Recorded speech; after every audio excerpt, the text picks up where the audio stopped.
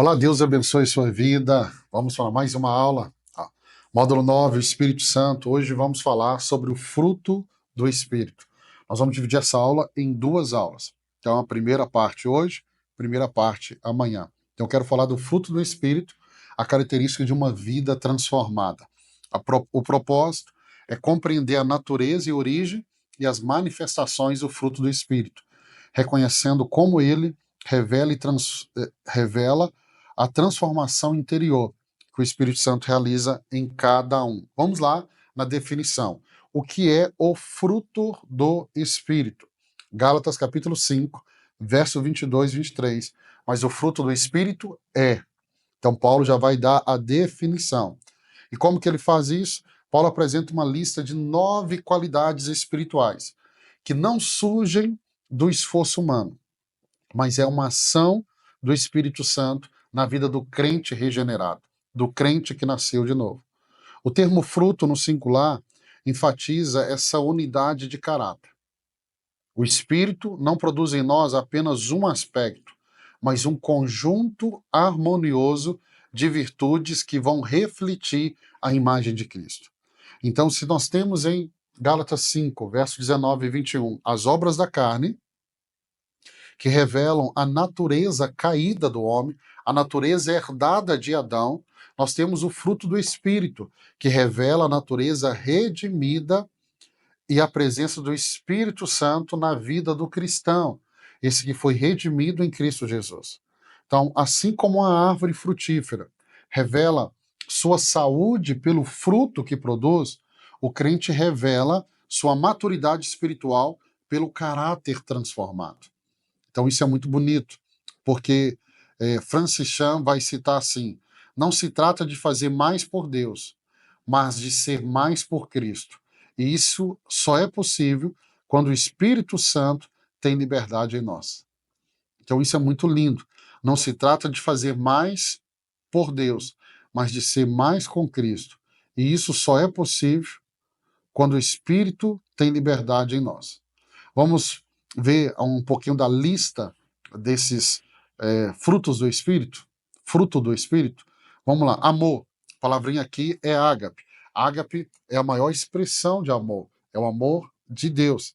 1 Coríntios capítulo 13, verso 4 e 7. O amor é paciente, o amor é bondoso. Então, se você vai lembrar de 1 Coríntios capítulo 13, eu quero saber o que é o amor, vai ali, porque Paulo nos ensina de uma forma linda. Esse amor é a virtude principal, pois ele vai definir todos os outros.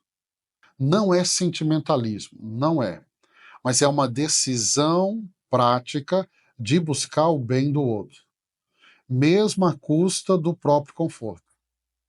Colossenses 3,3 nos mostra amor que perdoa, João 13,14, amor que serve, Efésios 5,2, amor que sacrifica. Então vamos lá, Jesus na cruz, mesmo rejeitado, a Bíblia diz que ele amou e amou até o fim. Então quando o Espírito Santo nos enche, passamos a amar como Cristo amou. Como Cristo amou. Então, amor. Um dia um homem na igreja me perguntou: pastor, como que eu vou amar Cristo? Como que eu vou amar minha esposa como Cristo amou a igreja? Ele falou assim, é impossível. Eu falei, não, não é. Porque se nós estivermos cheios do amor, né, nós vamos viver essa realidade. Jesus viveu na cruz essa realidade. Essa realidade. E eu e você não podemos perder isso de maneira nenhuma. De maneira nenhuma. De maneira nenhuma. Nós temos que fazer o que Cristo fez. E aí nós temos, além do amor, a alegria. A alegria também é outro fruto do Espírito. Filipenses 4,4, alegre-se sempre no Senhor. Essa alegria, ela não depende de circunstâncias favoráveis. Ela não depende do que está à sua volta, está dando tudo certo, não. Mas é uma convicção espiritual profunda de que Deus está no controle e é bom em todo o tempo. Então, vou ter alegria na salvação, alegria na provação, alegria na força. Paulo e Silas na prisão é um exemplo disso, lá em Atos 16, 25. Porque a alegria do Espírito, ela transcende a lógica humana. Estão presos, mas eles estão cantando. Estão cantando, estão cantando. Paz e paciência. Aqui nós temos os frutos que eu chamo da confiança em Deus. Paz. Colossenses 3,15. Que a paz de Cristo seja o árbitro em seus corações. A paz bíblica não é ausência de guerra, mas presença de Deus no meio da tormenta. É uma paz que guarda a mente, guarda o coração, que nos sustenta em tempos de perda, conflito ou insensatez. Embora Jesus dormindo no barco em meio à tempestade, está lá em Marcos 4, 38 e 39, a paz é resultado de saber em quem confiamos. Por isso que eu disse, são frutos da confiança em Deus. Se eu confio, eu confio. Se eu desconfio, mas eu desconfio só um pouquinho, então você está desconfiando, já não é mais confiança, ok? Falamos de paz, vamos de paciência. O que é paciência aqui? Longanimidade. Romanos 12, 2, sejam pacientes na tribulação. É a capacitação de esperar, suportar e perseverar sem murmurar, é resposta espiritual do atraso à injustiça ou oposição. Então aprenda isso. Paciência com pessoas difíceis, paciência com processos difíceis, paciência nos desertos da vida. Então, paciência na minha vida no diário.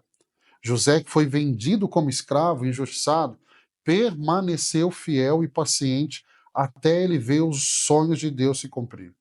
Isso é um dos frutos do Espírito, que precisamos orar e falar, Deus, eu preciso desse fruto. É o fruto da paciência. Além dele, nós temos a bondade e a benignidade, que é o reflexo do coração de Deus. Bondade. A bondade é mais do que fazer o bem. É muito mais do que isso. O que é bondade, pastor? É ter prazer em fazer o bem, mesmo que o outro não mereça. Mesmo que o outro não mereça. Efésios 2,10 diz, fomos criados para as boas obras. Então, bondade no falar, Provérbios 15:1. O bom samaritano, vamos pegar o exemplo do bom samaritano aqui. Ele viu, parou, ajudou, cuidou e pagou por um desconhecido. Lucas 10, 25, 27. Então, essa é bondade.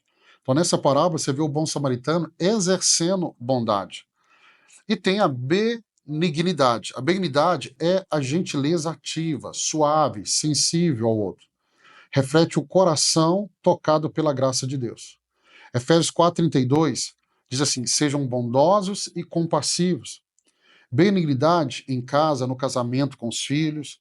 Se eu tenho o fruto do Espírito Santo, um dos lugares que mais isso vai refletir é dentro da minha casa. É dentro da minha casa. Benignidade no trato com os fracos e feridos. Podemos dar um exemplo? Jesus com a mulher adúltera. Ele tratou ela com verdade e ternura. Vamos falar aqui. A origem sobrenatural do fruto do Espírito. Evangelho de João, capítulo 15, verso 4 e 5. Permaneçam em mim, e ele vai dizer, sem mim vocês não podem fazer coisa alguma.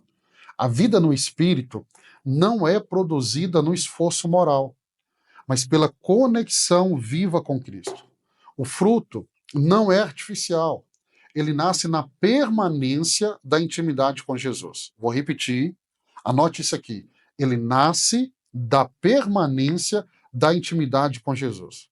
Um exemplo prático, uma videira frutífera não se esforça para produzir, é natural. Ela apenas permanece ligada à raiz. Assim é o cristão cheio do Espírito Santo.